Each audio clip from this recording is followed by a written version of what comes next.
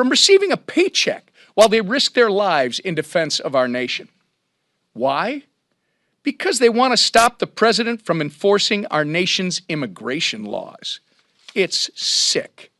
It's wrong, and it's dangerous. Now is the time for Democrats to quit grandstanding and start standing with the American people. And with that, I turn it over to our leader, Steve Scalise. Thank you, Whip. We all pray for our men and women in uniform who are carrying out this critically important mission. We mourn the 6 who have lost their lives just in the last few days. But we also recognize the threat that Iran has posed for decades. And Chairman Mast laid it out incredibly well. Chairman Mast, who himself served our country so honorably, but understands that this is a threat that has declared war against America and carried out attack on top of attack on top of attack against our men and women in uniform. Hundreds of service members dead at the bloody hands of the Iranian regime, who is no longer with us, because President Trump finally took the action that many other presidents have contemplated, but ultimately decided to push off to somebody else. And President Trump is the leader, the commander-in-chief, who said, we are going to protect America against evil dictators who chant death to America. And by the way, when they're enriching uranium at weapons grade level, we ought to take them at their word, because that was their intention. For years and years, they were rushing towards a nuclear weapon. And even after the Operation Midnight Hammer decimated parts of their nuclear weapons program, they still went back and started trying to rebuild a nuclear weapons program, continued enriching uranium. They were never going to stop.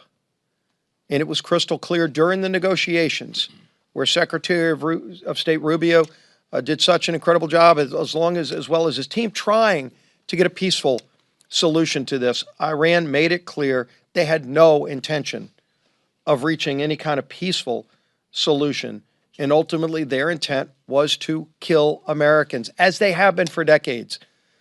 And if you wonder what their resolve is, just look at the tens of thousands of their own people that they killed just in the last few months. And so we support President Trump in this important action. We pray for the safety of our troops who are carrying out this incredibly important mission, and our allies in the region. And you can see more countries getting pulled in from even around the Middle East region. But at the same time, we also recognize this is no time to have the Department of Homeland Security shut down and their ability to protect Americans limited. And who did that? Democrats in Congress, who weeks ago made a reckless decision to shut down the Department of Homeland Security. But now that we're at a heightened threat, and it's not just hypothetical threats, you could see what happened in Austin. A man with a Property of Allah shirt killing Americans. When we saw the open border of Joe Biden, for years letting in people who want to do us harm, people on the terrorist watch list, people from Iran that could do us harm, we need to be more vigilant than ever and have a fully functioning Department of Homeland Security with all the capabilities, cyber capabilities, which right now are dramatically limited because of Democrats' reckless and dangerous action to shut that department down. It is time for their dangerous games to end. Democrats need to vote with us tomorrow to reopen the Department of Homeland Security to make sure that our basic mission as members of Congress to keep Americans safe continues. And we're going to give them that opportunity. And now our Speaker, Mike Johnson. Thank you, Mr. Leader. Thank you, this leadership team, Chairman Mast. Our hearts and our prayers do go out to the families of our 6 fallen service members who've given their lives in defense of freedom and this country and America's interest. And I love my colleague and classmate Brian Mast, and he is a visible reminder of the service and the sacrifice that so many provide this country, and those who are brave enough to put on the uniform and put themselves in harm's way deserve our eternal gratitude, and they have it. Let's talk about Operation Epic Fury. the details, the latest of which were recounted this morning by the Secretary of War and the Chairman of Joint Chiefs of Staff. They've been remarkably transparent.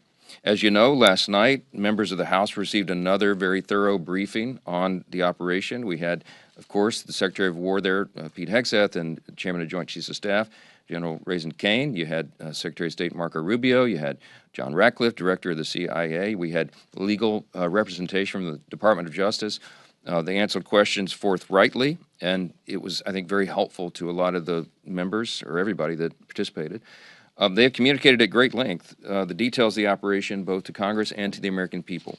I think you can make an argument this is the most transparent administration in U.S. history. The Commander-in-Chief himself has been very forthright and very vocal about what's going on, answering questions and providing the insights that I think that people need. We're 4 days in so far on Operation Epic Fury. It's been limited, precise, and extremely lethal. It's been a remarkable success thus far, as recounted as recently as the last couple of hours by those leaders I mentioned. The early results are very encouraging. Iran's naval fleet is degraded. That was the first part of the mission, or at least the second part. The first part was the missiles.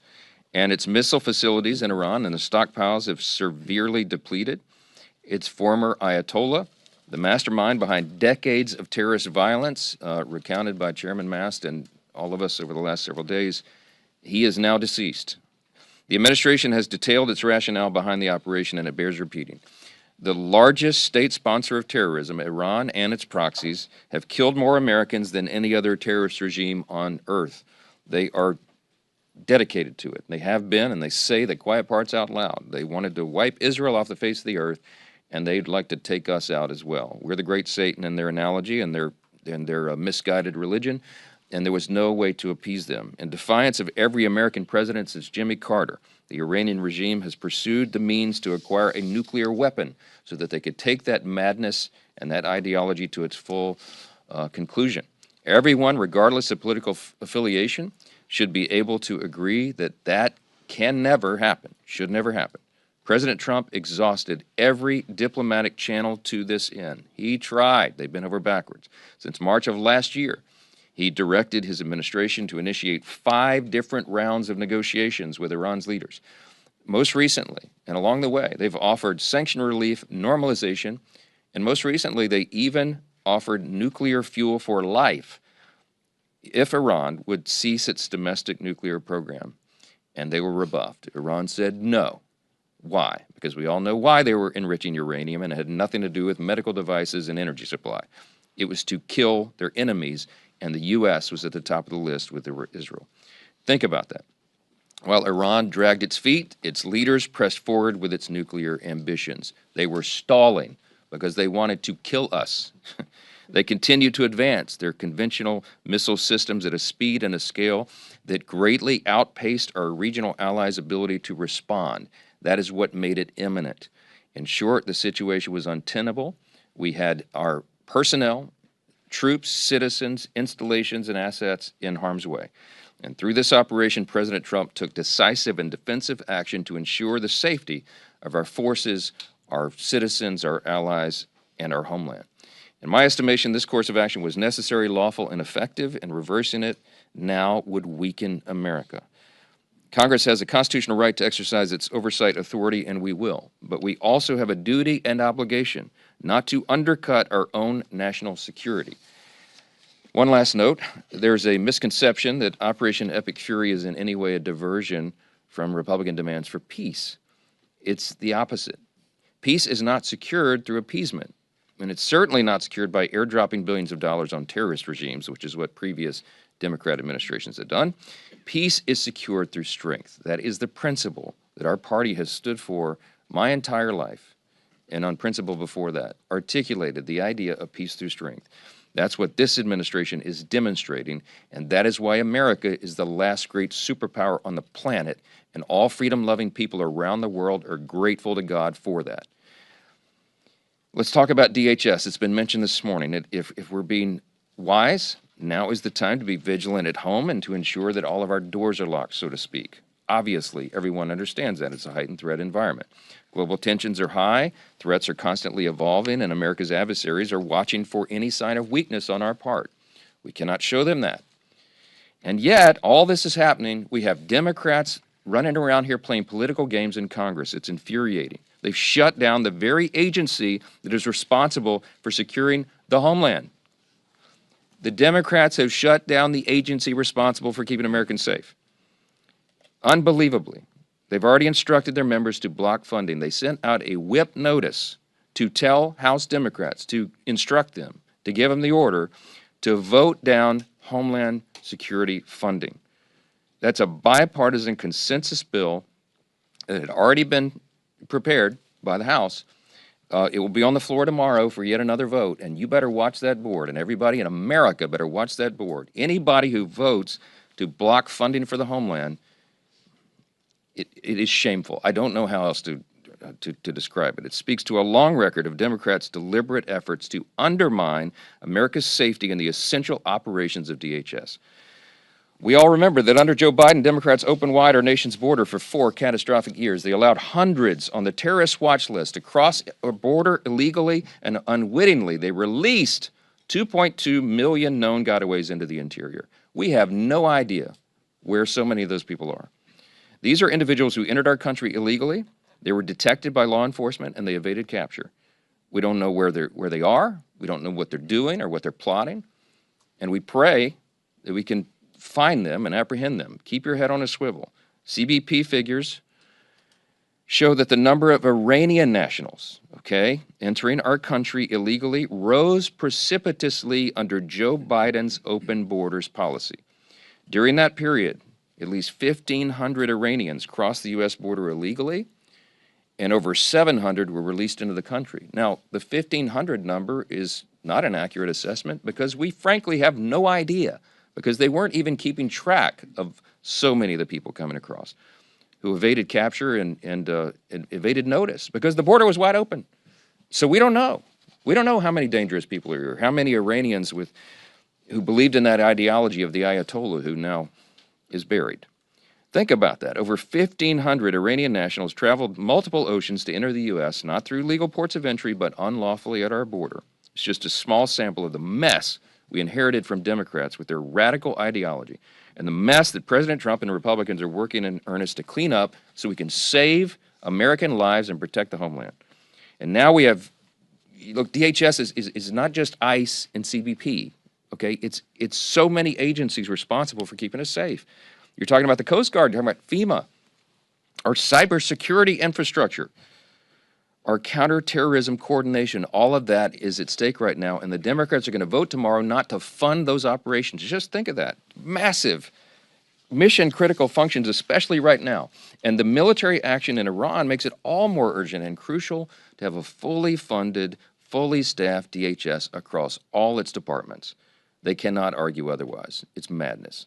As members of this body, our first and most basic duty is to ensure the safety of American citizens. Maybe that's why they sat through that line at the State of the Union. They're more interested in protecting illegal aliens. They see that as their first responsibility. There's no other way to explain this. If they ever want to correct the impression that their party prioritizes the welfare of illegal aliens over the welfare of American citizens, tomorrow would be a great place to start. But they, again, have sent out a whip notice instructing Democrats to vote down Homeland Security funding.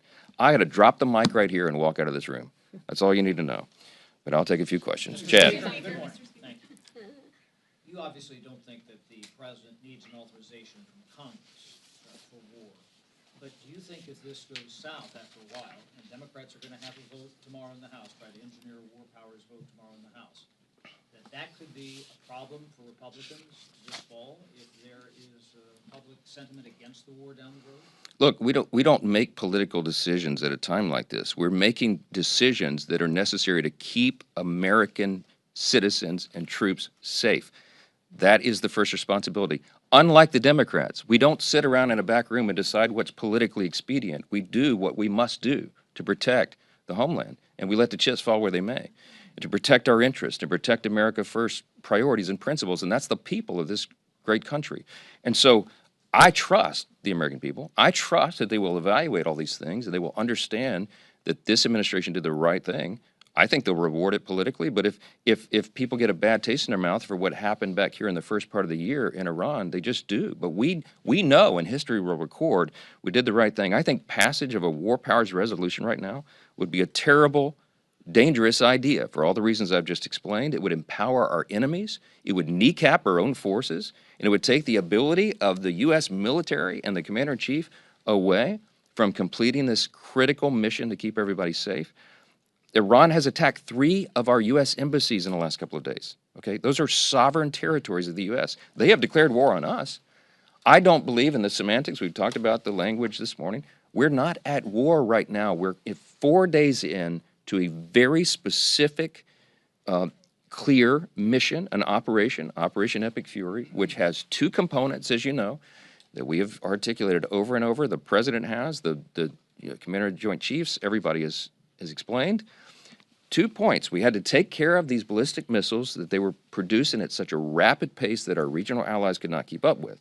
We had to ensure that they can't fire all those barrage of missiles at our people, our troops, our assets, our citizens in the region, and our installations. We're taking that out. We had to. It's a defensive operation. And secondly, we had to